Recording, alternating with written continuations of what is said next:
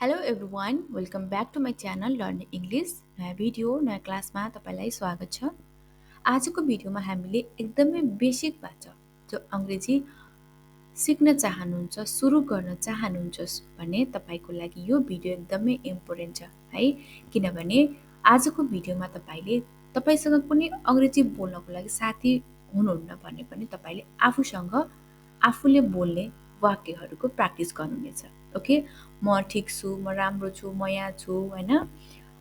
तपाईँले आजको भिडियोमा म रिलेटेड वाक्यहरूको प्र्याक्टिस गर्नुहुनेछ जुन तपाईँ हरेक दिन बोल्ने गर्नुहुन्छ। तपाईँ आफै हरेक दिन बोल्ने गर्नुहुन्छ।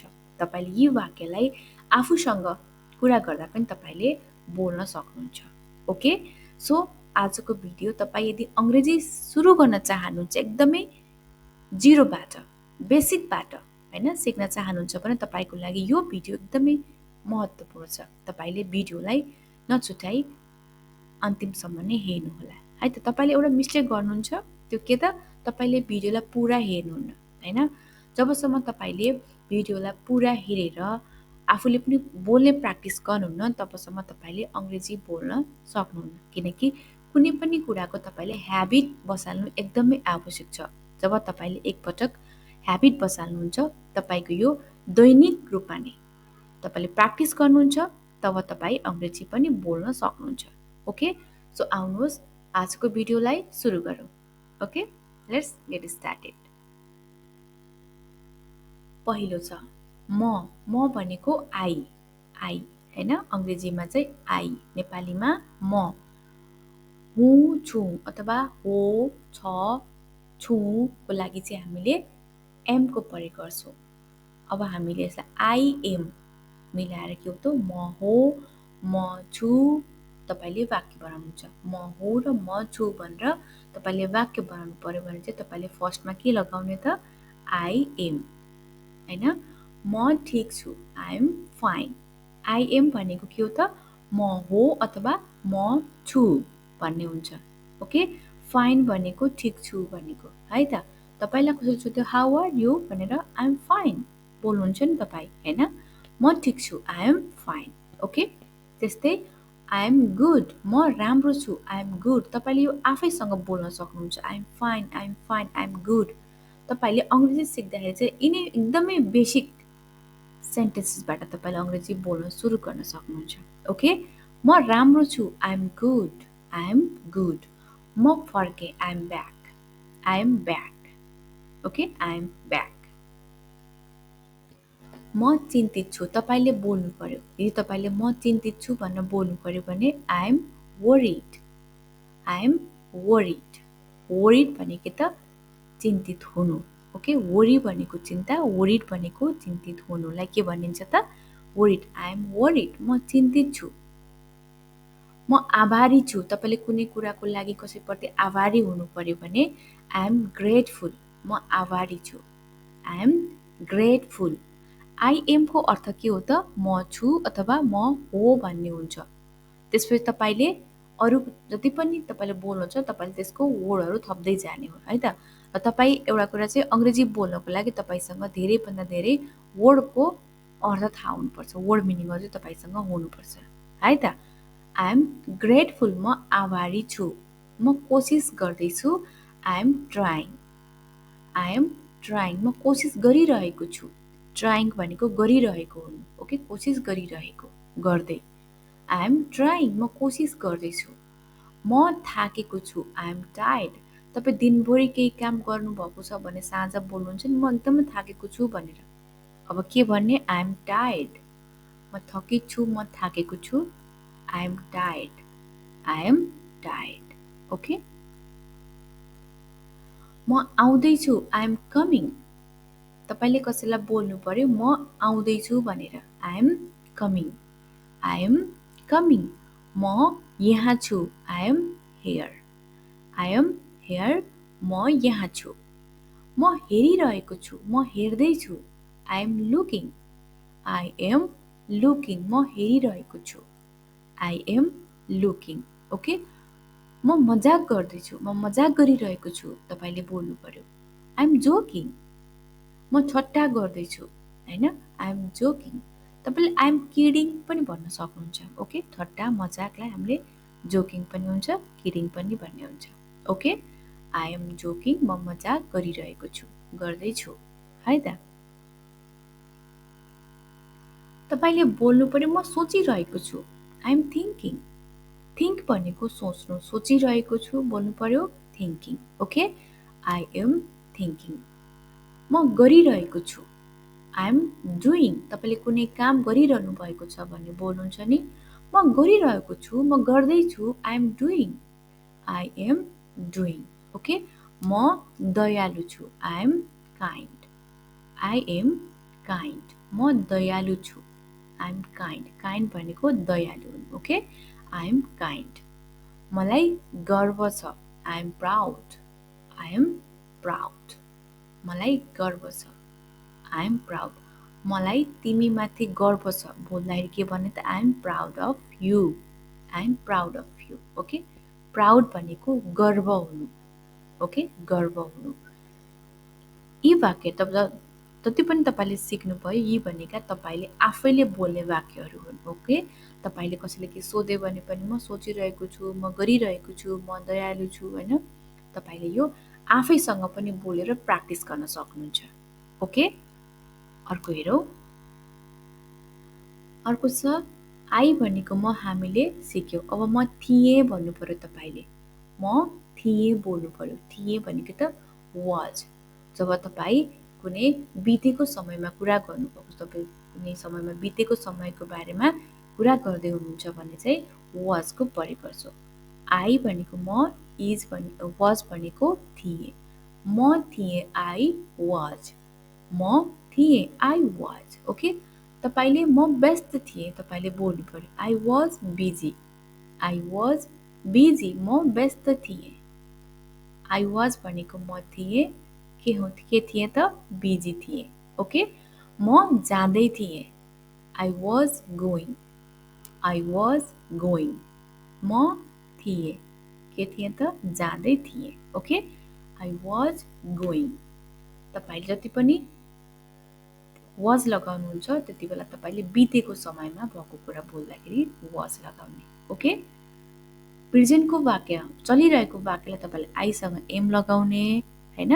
बितेको समयमा तपाईँले भन्नु पर्यो भने चाहिँ आइसँग चाहिँ वाज लगाउने।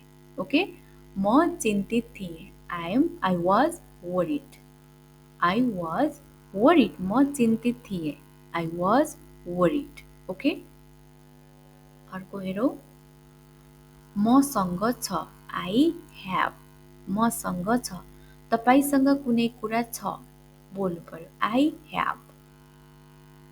मसँग एउटा किताब छ, I have a book, I have a book. तपाईँसँग एउटा किताब छ, होइन। मसँग एउटा किताब छ, आई ह्याभ अ बुक। मसँग एउटा प्रश्न छ, I have a question, I have a question. मसँग एउटा प्रश्न छ। यसै गरी तपाईँले मसँग एउटा उत्तर छ, होइन, मसँग एउटा पेन छ, मसँग यो छ, ऊ छ, तपाईँले बोल्नु पर्यो भने आई ह्याभको प्रयोग गरेर भन्ने है त। आई ह्याभको अर्थ के हो त, मसँग छ, आफूसँग केही हुनुलाई ह्याभको प्रयोग गरिन्छ। ओके, वी भनेको हामी, आर भनेको हौँ र छौँ। तपाईँले चलिरहेको प्रेजेन्टको वर्तमानमा, होइन, हामी हौ, हामी छौँ वाक्य बनाउँदा आरको प्रयोग गर्छौँ। वीसँग जहिले पनि के हुन्छ त आरको प्रयोग हुन्छ। ओके, वी आर, हामी हौँ, हामी हौँ। ओके, हामी साथी हौँ, we are friends, we are friends. हामी हौँ, वी आर, के हौँ त साथी हौँ, वी आर फ्रेन्ड्स। हामी ठिक छौँ, we are fine, we are fine. We are, हामी हौँ अथवा हामी छौँ, के छौँ, ठिक छौँ, राम्रो छौँ, होइन। We are fine. हामी गरिरहेको छौँ, we are doing, we are doing. हामी गर्दैछौँ, गरिरहेको छौँ, we are doing. Okay, we are doing. हामी जाँदैछौँ, we are going. We are going. हामी जाँदैछौँ, गइरहेका छौँ. We are going. हामी आउँदैछौँ. We are coming. Going, जाँदैछौँ, आउँदैछौँ, coming. Okay? We are coming. हामी आउँदैछौँ. Can.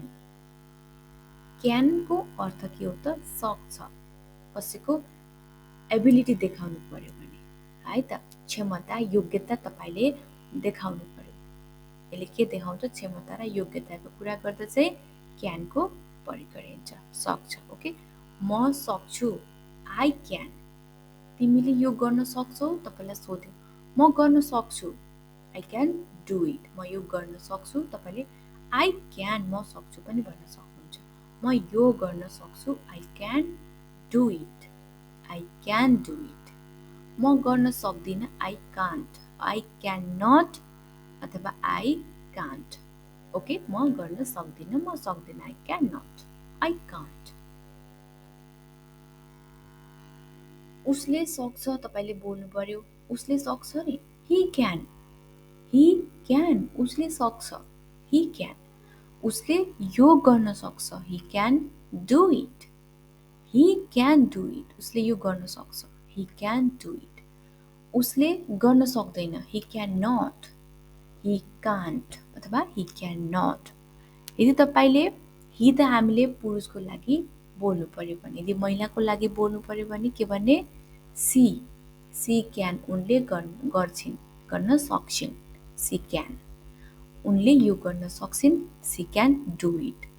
उनले यो गर्न सक्दैनन्. She can't. She can not. Okay, he र सीमा तपाईले चाहिँ बुझ्नु पर्यो. ही पुरुषको लागि, सी महिलाको लागि. ओके, अर्को छ हुन सक्छ अथवा सायद. मेबी. हुन सक्छ, सायदको लागि हामीले मेबी को प्रयोग गर्छौँ. तपाईले बोल्नु पर्यो अलि ढिलो हुन सक्छ. Maybe a little late. Maybe a little late. अलि ढिलो हुन सक्छ. Maybe a little late. Okay, सायद अर्को महिना. Maybe next month. ऊ कहिले आउँदैछ तपाईलाई सोध्यो भने ऊ सायद अर्को महिना बोल्नु पर्यो. Maybe next month. सायद अर्को पटक. Maybe next time. Maybe next time. Next time भनेको अर्को पटक. मेबी भनेको त के त? सायद. ओके, नेक्स्ट मन्थ अर्को महिना. Maybe next month. सायद अर्को महिना. ओके, हुनुपर्छ. हुनुपर्छ. Should be. सुड बी के त? हुनुपर्छ. ठिक हुनुपर्छ. तपाईले बोल्नु पर्यो ठिक हुनुपर्छ. Should be fine. Should be fine. ठिक हुनुपर्छ. Should be fine. यो अब तयार हुनुपर्छ. It should be ready now.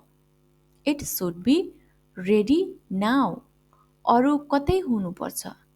Should be somewhere else. Should be somewhere else. अरू कतै हुनुपर्छ. Should be somewhere else. Okay, त गाइज यिनी थिए आजका वाक्यहरू. तपाईलाई कस्तो लाग्यो? आई होप तपाईलाई राम्रो लाग्यो. तपाईले यो भिडियोबाट पनि अंग्रेजी बोल्न सुरु गर्न सक्नुहुन्छ, है त. यदि च्यानलमा नयाँ साथी आउनुभएको छ भने च्यानललाई सब्स्क्राइब पनि गरिदिनु होला. तपाईले लाइक गर्नुहोला. तपाईको एउटा लाइक मेरो लागि प्रेरणाको काम गर्नेछ. ओके, सो आफ्नो साथीहरूलाई पनि धेरैभन्दा धेरै सेयर पनि गर्नुहोला, है त. Thank you for watching.